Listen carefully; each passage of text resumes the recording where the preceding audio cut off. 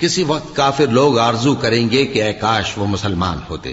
اے نبی ان کو ان کے حال پر رہنے دو کہ کھا پی لیں اور فائدے اٹھا لیں، اور لمبی لمبی آرزویں ان کو دنیا میں مشغول کیے رکھیں، آخر کار ان کو اس کا انجام معلوم ہو جائے گا۔